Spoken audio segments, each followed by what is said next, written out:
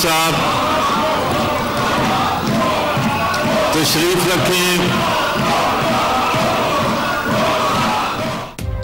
Panama case फैसले के बाद सियासी हलचल में कमी के बजाय मजीद इजाफा। नई सफबंदियां हो गई, नए मोर्चे तैयार। कौमी असेंबली और सेनेट में हुल्लड़बाजी, फलक शगाफ नारे।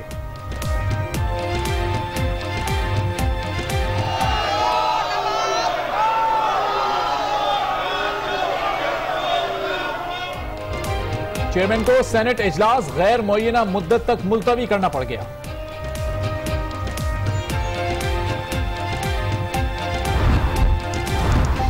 सुप्रीम कोर्ट के फैसले के बाद सियासी जमातें फुल चार्ज। मुख्तलिफ सियासी जमातों के एक दूसरे से राबिते।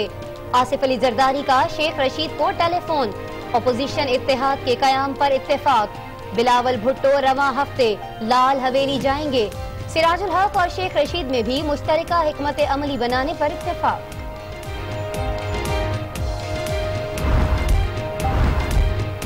सियासी जमातों के वजीर आजम से इस्तीफे के मुतालबे में शिद्दत आ गई। सिस्टम और ऐवान को बचाने के लिए वजीर आजम इस्तीफा दें, खुर्शीद शाह का मुतालबा। मियां नवाज शरीफ को प्रॉपर वे में इस्तीफा दे के इस पार्लियामेंट को बचाए, इस सिस्टम को बचाए, इस जमहूरियत को बचाए। इमरान खान कहते हैं नवाज शरीफ के ओहदे पर रहने का कोई जवाब नहीं रहा। सिराजुल हक ने भी कुर्सी छोड़ने का फिर मुतालबा कर दिया।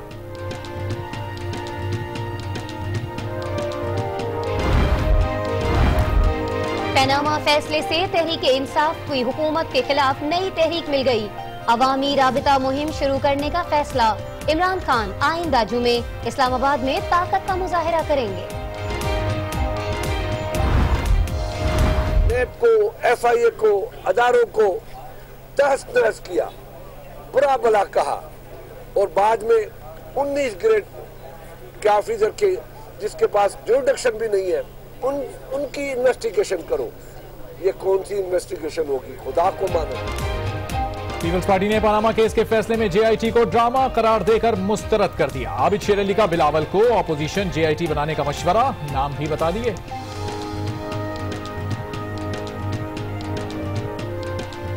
आपके कहने पे हम JIT बना लेते हैं, जिसके सरबराह डाकू आसिफ अली जरदारी को बना दें, अपनी आंटी यान अली को साथ उसका मेंबर बना दें, साथ उसके डॉक्टर आसिम को, तो फिर आप अपने अंकल शर्जील मेमन को उसका मेंबर बना के फैसला करते हैं। आप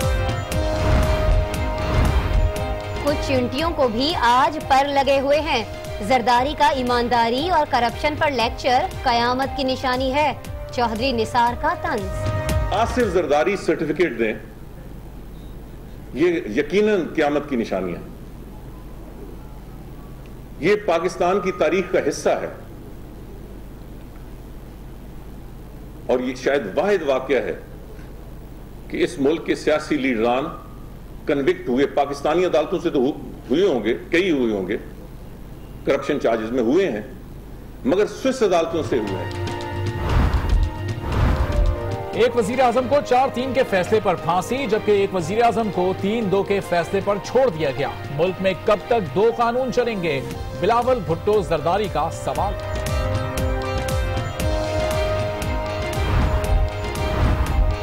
हुकूमत के खिलाफ जरदारी भी फ्रंट फुट पर आ गए।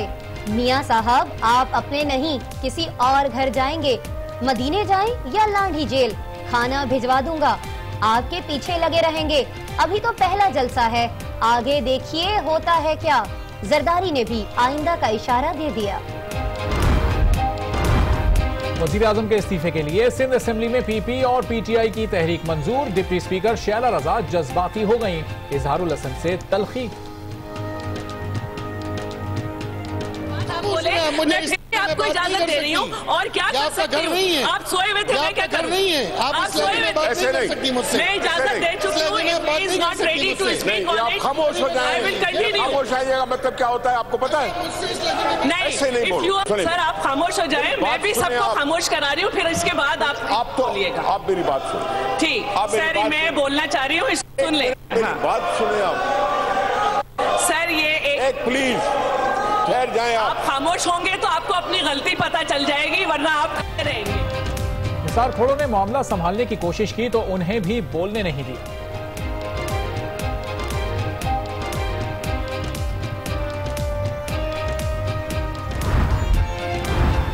एक बार फिर सऊदी अरब से खुसूसी तैयारे की पाकिस्तान आमद। इस मर्तबा किसी हुक्मरान को ले जाने के लिए नहीं, बल्कि साबिक आर्मी चीफ जनरल राहिल शरीफ को ले जाने के लिए पहुंचा, जो 39 मुल्की सऊदी फौजी इत्तेहाद की क़यादत करेंगे।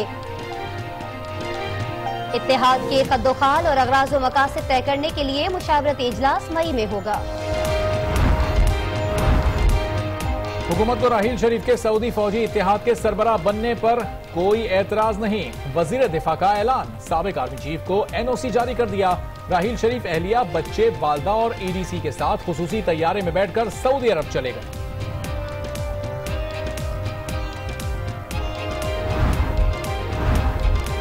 राहिल शरीफ की तैनाती का फैसला मुल्की मफाद को सामने रखते हुए किया गया। फौजी इत्तेहाद में शमूलियत पाकिस्तान को नुकसान पहुंचाने के लिए नहीं। मुशीर कौमी सलामती नासिर जंजुआ की कायमा कमेटी बराए खारिजा को ब्रीफिंग। कमेटी की दोनों ममालिक के साथ मुतवाज़न ताल्लुकात बरकरार रखने की सिफारिश। अब्दुल वली यूनिवर्सिटी के तालिब इल्म मशाल कत्ल केस में मुलव्विस मजीद 3 मुल्जिमान के बयानात कलमबंद। खैबर पख्तूनख्वा असेंबली में करारदाद जमा। प्रोफेसर्स, पुलिस एहलकारों को गिरफ्तार और शामिल तफ्तीश करने का मुतालबा।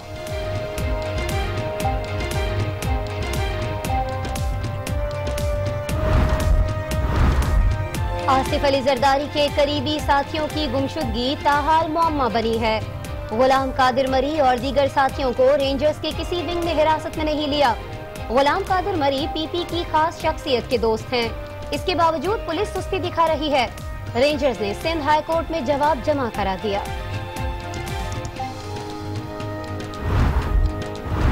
एफिड्रिन कोटा केस में यूसुफ रजा गिलानी के बेटे अली मूसा गिलानी, साबिक वजीर मखदूम शहाबुद्दीन समेत 11 मुल्जिमान पर फर्दे जुर्म आयद। मुल्जिमान का सेहते जुर्म से इनकार।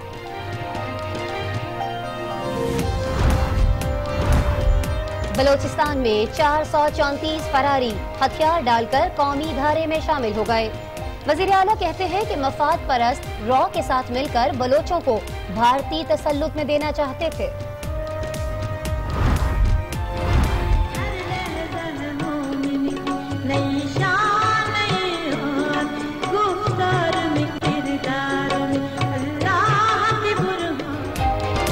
अजीम फलसफी शायर और नजरिया तख्लीक पाकिस्तान के खालिक डॉक्टर अल्लामा मोहम्मद इकबाल का आज 79वां यौम वफात है। इकबाल का शाहीन हमें नए जहानों की तलाश की तरफ बुलाता है। पहले टेस्ट में पाकिस्तान की दावत पर वेस्ट इंडीज की बैटिंग जारी। फास्ट बॉलर मोहम्मद अब्बास का डेब्यू। मिसबा बतौर कप्तान वेस्ट इंडीज में पहली सीरीज जीतने के ख्वाहिशमंद। बरतानवी मलका एलिजाबेथ 91 बरस की हो गई। हाइड पार्क में तोपों की सलामी।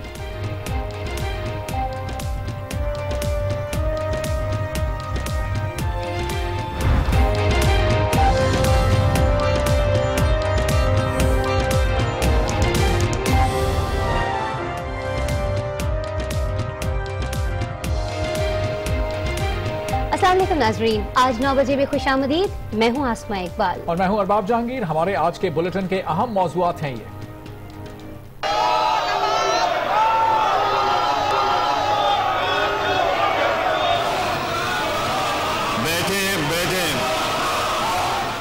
GIT तब कामयाब होगी जब नवाज शरीफ प्राइम मिनिस्टर ना हो। थोड़ी सी भी शर्म हया है तो फौरी इस्तीफा दे। मुल्क में करप्शन है और हुक्मरान करप्शन में इन्वॉल्व है। गो नवाज गो। आसिफ जरदारी सर्टिफिकेट दें, ये यकीनन क़यामत की निशानी है। आपके कहने पे हम GIT बना लेते हैं, जिसके सरबराह डाकू आसिफ अली जरदारी को बना दें। नाज़रीन, इस सब के अलावा हम बात करेंगे पाक फौज के साबिक सरबराह जनरल राहिल शरीफ की, जो सऊदी अलायंस की क़यादत के लिए सऊदी अरब रवाना हो गए हैं। और जिक्र होगा उन 434 फरारियों का जिन्होंने फसाद की राह को रद्द कर दिया। इसके अलावा खेल और एंटरटेनमेंट की दुनिया से भी बहुत कुछ। लेकिन सबसे पहले चलते हैं आज की टॉप स्टोरी की तरफ। बिल्कुल, आपको बताएं कि सुप्रीम कोर्ट ने पनामा केस पर GIT के लिए मुतालिका इदारों से अफसरान के नाम तलब कर लिए हैं। अहम खबर आपको दे रहे हैं। पनामा के इस फैसले की रोशनी में JIT तश्कील देने के लिए सुप्रीम कोर्ट रजिस्ट्रार ऑफिस ने कानूनी कार्रवाई का आगाज कर दिया है। रजिस्ट्रार सुप्रीम कोर्ट ने JIT की तश्कील के लिए मुतल्लिका इदारों से राब्ता कर लिया। वजीर आजम के सेक्रेटरी और एडवोकेट ऑन रिकॉर्ड के जरिए DG FIA, DG MI और DG ISI, chairman SECP, chairman NAB और गवर्नर स्टेट बैंक को बाज़ाब्ता मरासला इरसाल किया गया है। हम आपको ये भी बता दें कि जो तमाम इदारे हैं इन्हें कहा गया है कि JIT के लिए अपने नुमाइंदों के नाम भिजवा दिए जाएं। अदालती फैसले की नकूल एस्टेब्लिशमेंट डिवीजन और अटॉर्नी जनरल को भी अरसाल कर दी गई है।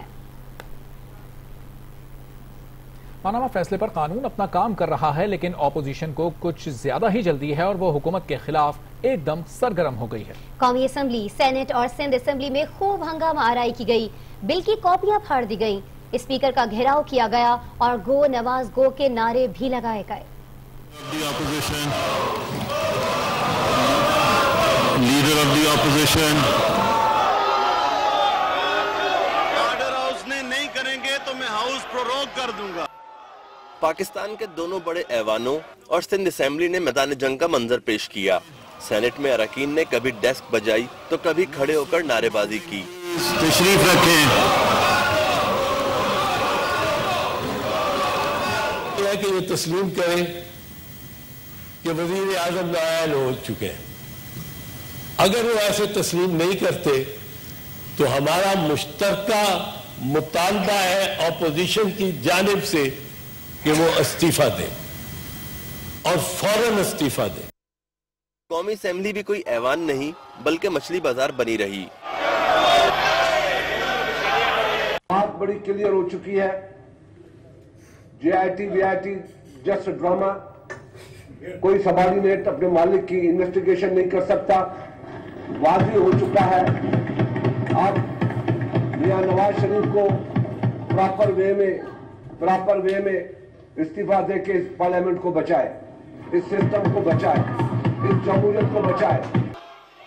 अपोजिशन ने न सिर्फ एजेंडे की कॉपियां फाड़ डाली बल्कि स्पीकर के डाइस का घेराव कर लिया।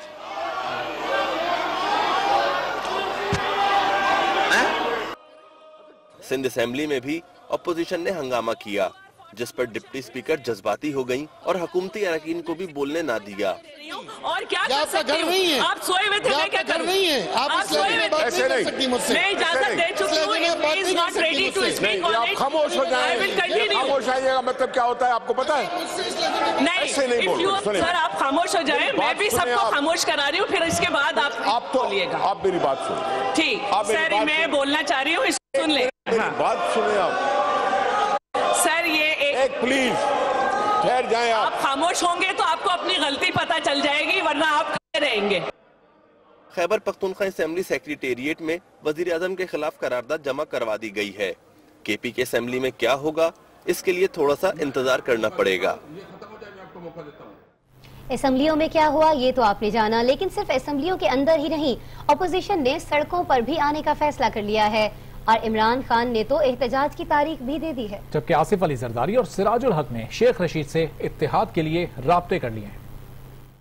JIT में तो जिराई कोई नहीं और ग्रेड 19-20 के अफसरान हैं जो इनके अपने नामजद करदा नुमाइंदा लोगों ने नामजद करने हैं, तो इसको हम मुस्तरद करते हैं। पीपल्स पार्टी अभी बयानात और राब्तों तक ही महदूद है। ताहम इमरान खान ने आइंदा जुमे को एहतजाज का मैदान सजाने का ऐलान भी कर दिया। पिटिशनर था मैं, ये डेमोक्रेसी अगर है तो क्यों नहीं मुझे बोलने दिया। मैं आज ये अब यहाँ ऐलान कर रहा हूँ, अगले जुमे को मैं जलसा कर रहा हूँ यहाँ इस्लामाबाद में। मैं डिमांड करूंगा नवाज शरीफ से, मैं सारी कौम को कहता हूँ निकलो डिमांड करो कि रिजाइन करो, इस्तीफा दो। पीपल्स पार्टी ओपोजिशन को मुत्तहद करने के लिए राब्ते कर रही है। साबिक सदर आसिफ अली जरदारी और शेख रशीद के दरमियान टेलीफोनिक राब्ते में ओपोजिशन इत्तेहाद के कयाम पर इत्तेफाक किया गया। बिलावल भुट्टो की सरबराही में पीपल्स पार्टी का वफ्द इत्तेहाद की बात को वाज़ेह करने के लिए लाल हवेली भी जाएगा।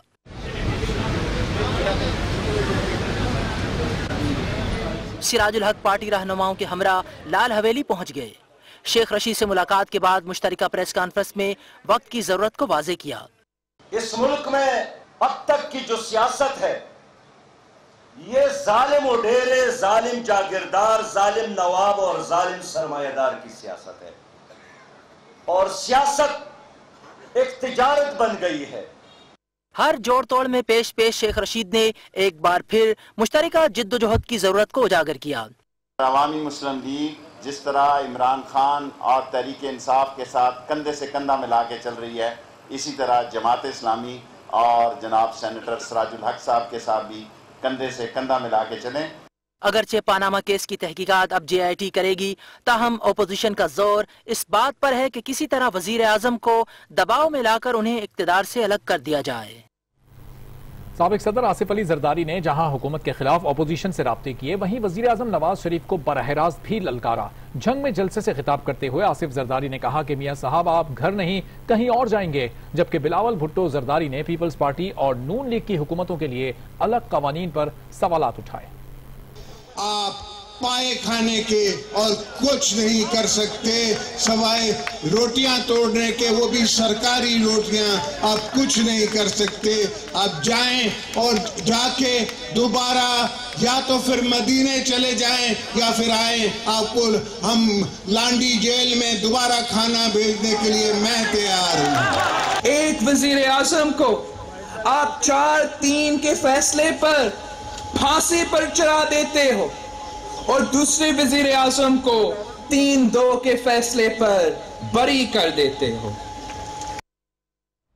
उधर साबिक चीफ जस्टिस इफ्तिखार चौधरी कहते हैं कि जब तक वजीर आजम नवाज शरीफ इस्तीफा नहीं देते, उस वक्त JIT की आज़ादाना और शफाफ तहकीकात मुमकिन ही नहीं।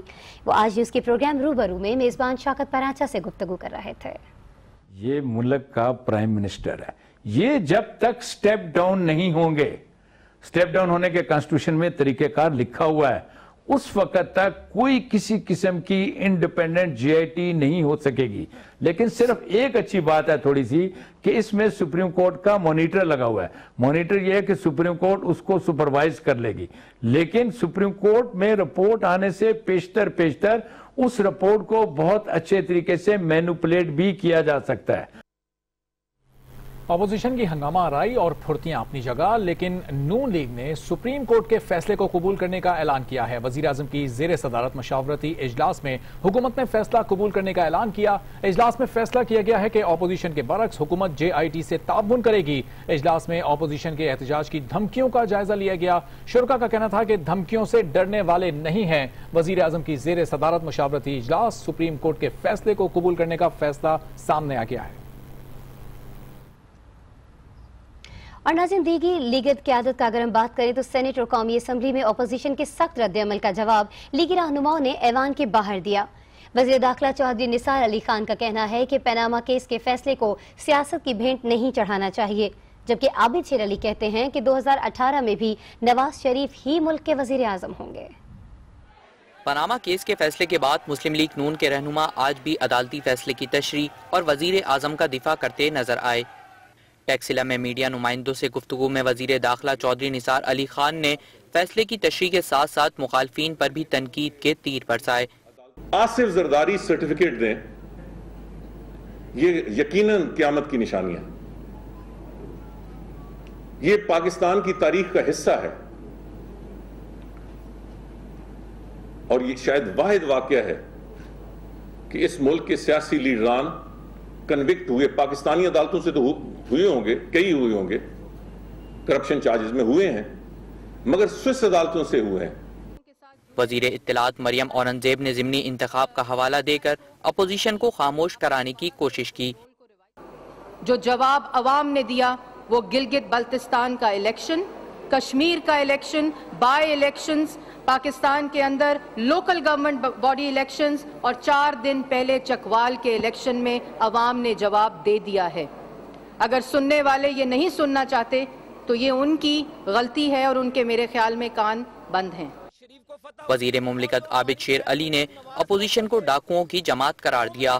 मुझे समझ नहीं आती, इत्तेदाद हसन कहते हैं कि जी हम JIT को नहीं मानते। आप ना मानने चले, आपके कहने पे हम JIT बना लेते हैं, जिसका सरबराह डाकू आसिफ अली जरदारी को बना दें, अपनी आंटी यान अली को साथ उसका मेंबर बना दें, साथ उसके डॉक्टर आसिम को, तो फिर आप अपने अंकल शर्जील मेमन को उसका मेंबर बना के फैसला कर दें। आप लीगी रहनुमाओं का कहना था कि अगर हम सुप्रीम कोर्ट का हुक्म नहीं मानेंगे तो अपने इदारों को मुस्तरद कर देंगे। मुस्लिम लीग नून ने सुप्रीम कोर्ट के फैसले पर मुल्क भर में यौम तशक्कुर भी मनाया। बलूचिस्तान असेंबली में वजीर आजम के हक में करारदाद मंजूर कर ली गई। फैसल मस्जिद इस्लामाबाद में अगरचे आज नमाज जुमा का इज्तिमा भी हुआ था, लेकिन तकबीर की ये सदाएं नून लीग की जानिब से सुप्रीम कोर्ट फैसले पर नमाज शुक्राना की हैं। सिर्फ यही नहीं, पेशावर में अमीर मकाम की क़यादत में रैली निकाली गई और नवाज शरीफ की क़यादत पर भरपूर एतमाद का इजहार किया गया। 4 साल पहले आप सुबह के आवाम के लिए कुछ करते तो उस टाइम तो आप कहते थे कि मोटरवेज और एक्सप्रेसवे से दोनों नहीं बनते, उसकी जरूरत नहीं है। आप कहते थे तो कमीशन के लिए कर रहे हैं, मगर जब आखिर में ये टाइम आ गया तो अभी आप कहते हैं कि मोटरवे बनना चाहिए, एक्सप्रेसवे बनना चाहिए, जब आपका टाइम ही खत्म हो गया, जब आप जा रहे हैं घर। मुल्तान में नवा शहर चौक पर कारकुनों ने जश्न मनाया। फैसलाबाद के मेयर ऑफिस में राना सनाउल्लाह की क़यादत में लीगी कारकुनों ने यौम तशक्कुर मनाया।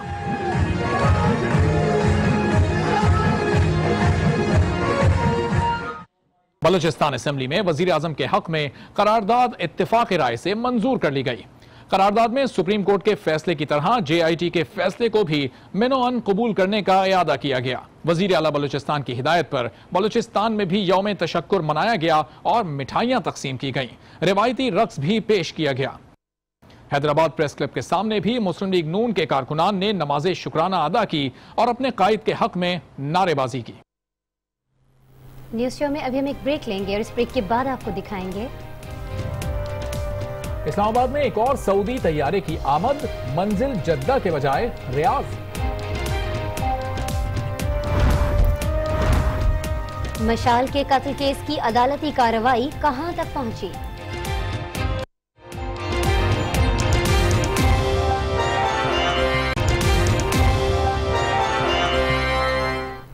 Welcome back. पाक फौज के साबिक सरबराह जनरल राहील शरीफ को सऊदी अलायंस की क़यादत के लिए इजाजत मिल गई है। वो खुसूसी तैयारे से सऊदी अरब पहुंच गए हैं। नामा केस पर मुल्की सूरत हाल खासी गर्म हो रही है और इसी दौरान जनरल राहील शरीफ रिटायर्ड को 39 मुल्की सऊदी फौजी इत्तेहाद की सरबराही के लिए इजाजत मिल गई, जिसने तहलका मचा दिया है।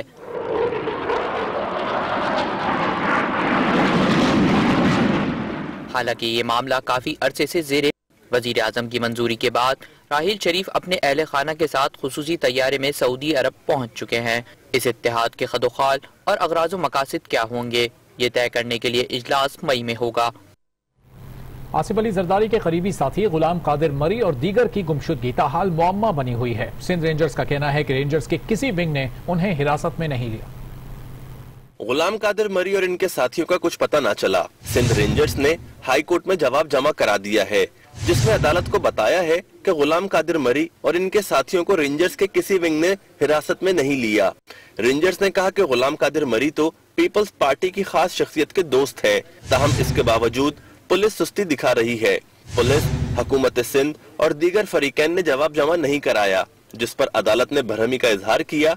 जस्टिस शफी सिद्दीकी ने रिमार्क्स दिए, एक बीमार शख्स की जान का मामला है और पुलिस इसे तलाश करने में नाकाम है। गुलाम कादिर मरी, मोहम्मद मंगी, महबूब खास खेली और जावेद रहमो 4 अप्रैल को जुल्फिकार अली भुट्टो की बरसी से वापस आते हुए लापता हो गए थे। आपको खबर दें कि एफी ड्रेन कोटा केस में यूसुफ रजा गिलानी के बेटे अली मूसा गिलानी समेत 11 मुल्जिमान पर फर्द जुर्म आयद कर दी गई है। केस की समाअत इस्लामाबाद में इंसदाद मंशियात की खुसूसी अदालत में हुई।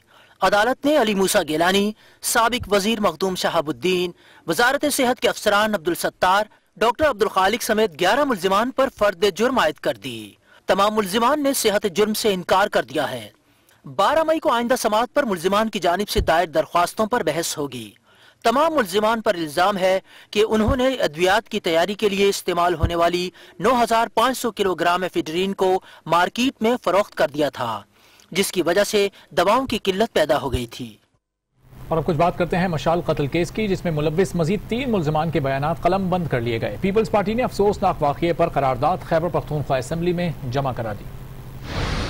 मर्दान अब्दुल वली खान यूनिवर्सिटी के कत्ल होने वाले तालिबे इल्म मशाल के केस में नामजद 3 मुल्जिमान को इंसदादे दहशतगर्दी अदालत में पेश किया गया, जहां पर उनके बयानात कलमबंद करने के बाद खसूसी जज के अहकामात पर तीनों मुल्जिमान को जुडिशल रिमांड पर मर्दान जेल मुंतकिल कर दिया गया। मशाल कत्ल केस के हवाले से पीपल्स पार्टी से ताल्लुक रखने वाली रुकन असम्बली निगत औरकजई ने सूबाई असम्बली में करारदाद जमा कराई है, जिसमें मुतालबा किया गया है कि जर्नलिज्म डिपार्टमेंट के चेयरमैन, प्रोफेसर और उस वक्त मौजूद पुलिस एहलकारों को गिरफ्तार करके शामिल तफ्तीश किया जाए। याद रहे, मशाल कत्ल केस में अब तक 28 मुल्जिमान को गिरफ्तार किया जा चुका है, जिनमें से अब तक 2 मुल्जिमान एतराफ जुर्म कर चुके हैं, जबकि दीगर मुल्जिमान से तफ्तीश का सिलसिला जारी है।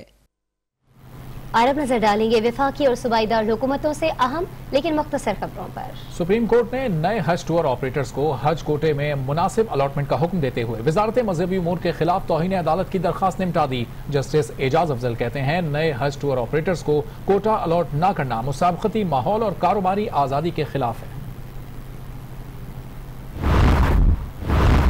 नैब लाहौर ने स्टेट लाइफ इंश्योरेंस कॉरपोरेशन में करोड़ों के फ्रॉड में गिरफ्तार किए गए 23 में से 20 मुल्जिमान को रिहा कर दिया। 15 अप्रैल को इन अफराद को 10 करोड़ 68 लाख रुपए की बोगस पॉलिसीज कैश करवाने के जुर्म में गिरफ्तार किया गया था। कराची के सोल्जर बाजार में स्कूल मिसमार करने की तफ्तीश के दौरान हिरासत में लिए गए KMC इंस्पेक्टर को CTD ने रिहा कर दिया। SSP मुनीर शेख के मुताबिक नदीम न्याजी को गलती से हिरासत में लिया गया और गलत फहमी दूर होने पर रिहा कर दिया गया। गवर्नर खैबर पख्तूनख्वा इकबाल जफर झगड़ा ने कहा है कि हमने दहशतगर्दी का मुकाबला जवामर्दी से किया। 80% दहशतगर्दी का खात्मा हो चुका है। धरना सियासत से मुल्क की तरक्की का काम बहुत मुतासिर हुआ। कोयटा में जरगून रोड के करीब कचरे के ढेर में रखा गया धमाका खेज मवाद फट गया। धमाके से 3 बच्चे जख्मी हो गए, जिन्हें फौरी तौर पर अस्पताल मुंतकिल कर दिया गया। खबरें और भी है, एक बुलेटिन के बाद आपको दिखाएंगे। बलूचिस्तान में कितने फरारियों ने फसाद को रद्द किया?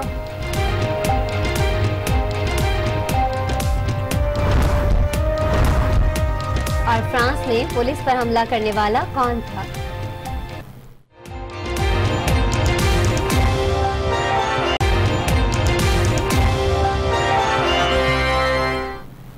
Welcome back. खबर शामिल करेंगे बलूचिस्तान से, जहां 434 फरारियों ने हथियार डाल दिए। वजीर आला बलूचिस्तान कहते हैं कि मफाद परस्त रॉ के साथ मिलकर बलोचों को भारतीय तसल्लुत में देना चाहते थे। खान वरना सिब्बी DRA कमांडर। कोयटा में फरारी कमांडरों ने हथियार डालने की तकरीब बलूचिस्तान असेंबली के सब्जादार में मुनक्किद हुई। तकरीब में 21 कमांडरों समेत 434 फरारियों ने फसाद का रास्ता तर्क करके राह रास्त अपनाने की ठान ली। तकरीब से खिताब करते हुए वजीर आला बलूचिस्तान ने अलहदगी पसंद रहनुमाओं पर भी तनकीद की। Commander southern command lieutenant general Aamir Riaz फरारियों के हथियार डालने का खैर मकदम करते हुए अलहदगी पसंद तहरीक को गुमराही करार दिया। कुछ लोग अभी भी बहके हुए हैं, कुछ लोग बिके हुए हैं, लेकिन नुकसान अपने वतन का आप लोग, जो लोग अभी भी बहके हुए हैं, वो कर रहे हैं। तो मेरा आप लोगों से ये रिक्वेस्ट भी है कि इस मैसेज को आप जरूर लेके जाएं, उन लोगों तक पहुंचाएं। कमांडर सदरन कमांड ने ये खुशखबरी भी सुनाई कि पाकिस्तान तरक्की के अहम दौर में दाखिल हो चुका है। बलूचिस्तान दीगर सूबों के लिए मिसाल होगा। और मुल्क भर से कुछ दीगर अहम खबरें।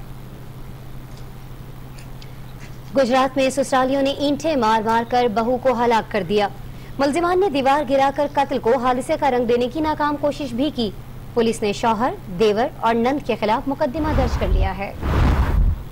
कराची में जगह जगह गंदगी और गलाजत से शहर में बीमारियां फैलने लगी। डेंगू और चिकनगुनिया के केसेस में इजाफा हो गया है। शहरियों का कहना है कि दूरबीन से देखने पर भी इंतजामिया नजर नहीं आ रही। पंजाब फूड अथॉरिटी के लाहौर और मुल्तान में छापे, जाली जूस और कोल्ड ड्रिंक्स बनाने वाली 3 फैक्ट्रियां पकड़ ली गईं। हजारों लीटर तैयार शुदा जूसेस, मशरूबात और खाम माल भी जब्त कर लिया गया। और लाड़काना में पुलिस ट्रेनिंग स्कूल में शहद की मक्खियों को अहलकारों की ट्रेनिंग पसंद न आई। जेर तरबियत कैडेट्स पर मक्खियों ने हमला कर दिया, जिसमें 8 अफराद जख्मी हो गए, जिन्हें अस्पताल मुंतकिल कर दिया गया।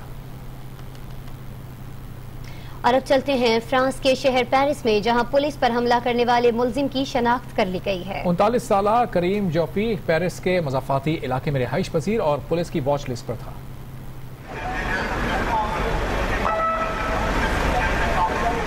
फ्रांस में सदारती इंतखाबात से सिर्फ 3 रोज कबल पुलिस पर होने वाले हमले से खौफ और दहशत की फिजा कायम है। हमले के बाद सियासी जमातों की जानिब से जुम्मे को होने वाले हतमी जलसे और रैलियां भी मंसूख कर दी गई हैं।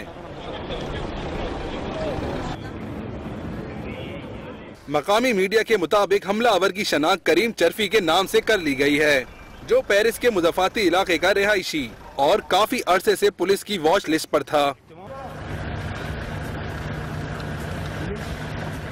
जुमेरात की शब पेरिस की मशहूर स्ट्रीट शांज़े-एलीज़े पर फायरिंग के नतीजे में पुलिस एहलकार हलाक और 2 जख्मी हुए थे, जबकि जवाबी कार्रवाई में हमला आवर मारा गया था।